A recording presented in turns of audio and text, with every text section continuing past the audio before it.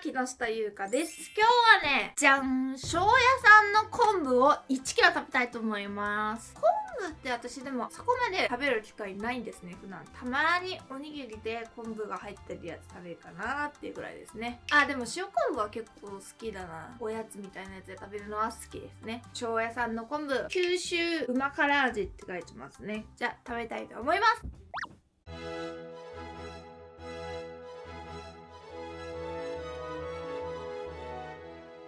じゃん、ご飯と山盛り昆布です。他にもね、今日はね、明太子とか梅干しとかいろいろ食べたいと思います。いただきます。今日はですね、酔わない梅酒ノンアルコール。5月なんですけど、暑いですね、最近。うちの猫たちも暑そう。メルはもうサマーカットしたけど、スンミちゃん早くサマーカットしてあげないと。寒いのはね、自分たちでね、あったかいところとかに移動すればなんとかなりそうだけど、暑い時はね、涼しい場所を探すとは言われてるけど、それでも暑いでしょうからね。考えてみてくださいよ。この夏にダウンを着てると思ったらうんざいじゃないですか？てか冬でも暑そう。家の中だから。乾杯。美味しい。私普通に梅酒の味好きなんですよね。てかなんか中国とかで飲んだ梅ジュース美味しいもん。美味しい。ちょっと甘いくて梅の風味がして最高ですね。じゃあこの昆布を食べてみましょう。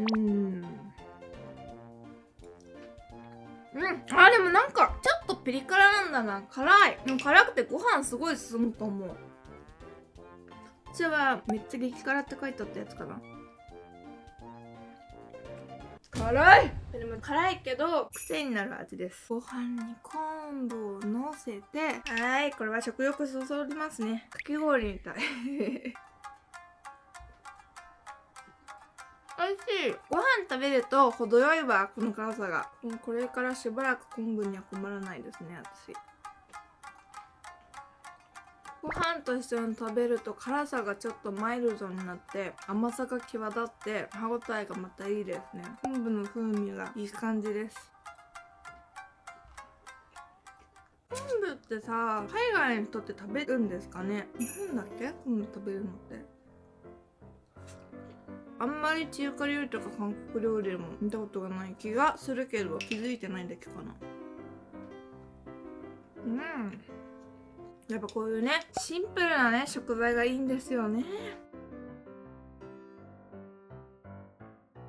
これは美味しそうですね。合いますね。いやー、たらこもうまいよね。大好きです。ご飯のお供はみんなうまい。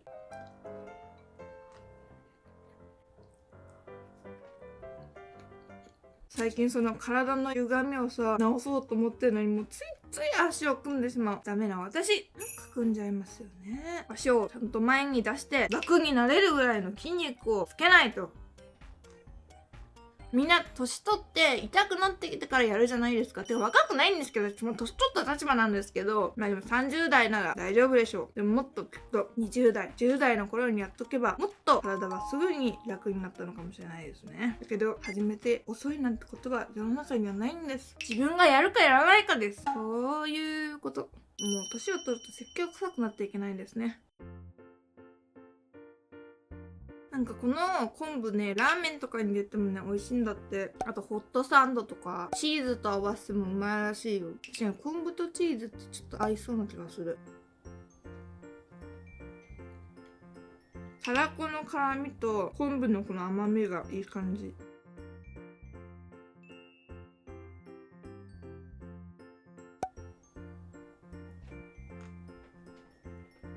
埋め合わせ炊いても美味しい。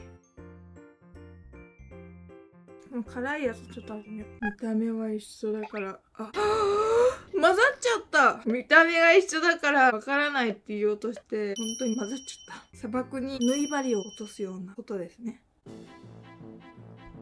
ご飯食べても辛いな。これは辛い上級者向けの昆布ですね。ブルダックにこれをのせて食べたらマジでやばいのが出来上がりそう。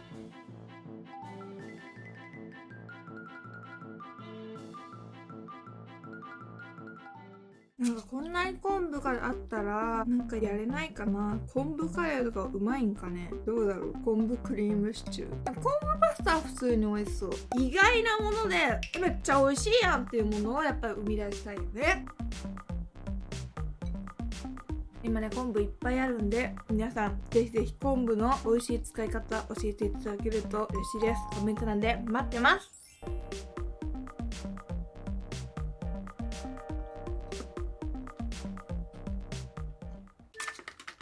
チュールラーメンって噛まないで。限界まで食い終わしています。だってねこれセット噛むんよ。噛んじゃダメだよ。チュールは舐めるもの。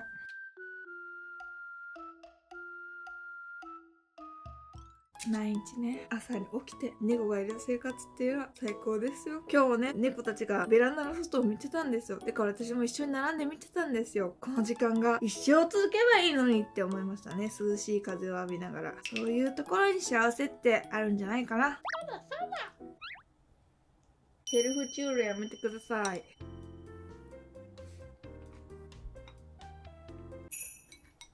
チュールくれないならもういいよって言って去っていきましたね。私なんてベルダチにとってチュールなんでしょうね。求められるっていうことはそれでも幸せなんですよ。はい、じゃあね今日はねまだこれで終わりじゃないんですよ。お茶漬けにしても美味しいらしいのでお茶漬けにしたいと思います。はい、それではまず昆布をのせます。やはり昆布からたくさんの出汁が出ますのでね。じゃん。青じその葉っぱをのせます。本当はあられをのせたかったんですけどなかったので天かすをのせます。はい、そしてここにお茶をかけます。完成です。美味しそうですね。そういえば醤油屋さんのやつに他にもいろいろあったね。このコリコリわかめ美味しそうですね。つまみ良さそうですね。侍海苔、きくらげ、山ごぼうきくらげ、七色昆布。お茶漬けに入れたら美味しそうですよね。七色昆布ってなんかめでたいですね。あらしゅみちゃん来たのね。おいでしゅみ。本当にもううちの男子たちはちょっと食べたらすぐサッとどっか行くんやけど。なんておとなしくずっとここで寝とってくれるのにね。おーなんか美味しそうですね。ちょっと味見しよう。なんか海藻とかも入っとるわ。いやこれ自体がお茶漬けになりそう。いただきまーす。ちょっとは塩とか入れんといけんのか。塩パラパラパラパラパラパラ。美味しい。やっぱお茶漬けはうまいね。お茶が少ない。天かすがめっちゃお茶吸うから熱い。びっくりした。熱くて予想だにしない暑さの時って死にますよね。舌をやけどするとさ味覚パワーが半減するけさ食欲がさ下がるけ嫌だよね。野球選手は肩壊しちゃうようなものなんですよ。私にとってこの口の中というのは。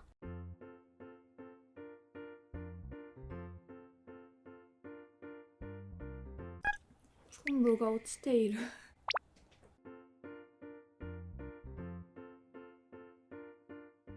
私なんかダイエットってどういうのしてますかって言われて体重計に毎日乗っていますって言ってちゃんとしてる時は毎日乗ってるんですよ。で増えてきたなと思ったらちょっと間食控えようとか思って調整するんですけどちょっとなんか体重計に乗りたくない時期とかあってやっぱり乗ってて増えると間食できなくなっちゃうじゃないですか。そういうの嫌だなと思って最近そういえば乗ってないんだよな。そういう時にね気づいたらボンって3キロとかね増えてたりしますからね。怖いでしょね。体重ってもうすごい増えた時は減らすの大変だけど1日分ぐらいのね増えてるやつとかあったらねすぐ調整効きますからね。でも私たくさん食べるじゃないですか。だから1回ご飯食べるともうその後の体重はあまり正しくないんですよ。だから朝一番で腹ペコの状態で水も何も飲んでない状態で体重を測ってそこで判断するからその気を逃しちゃうとね今日も測れんかったなーって思っちゃうからね。言い訳ですねはい、もうあとちょっとです。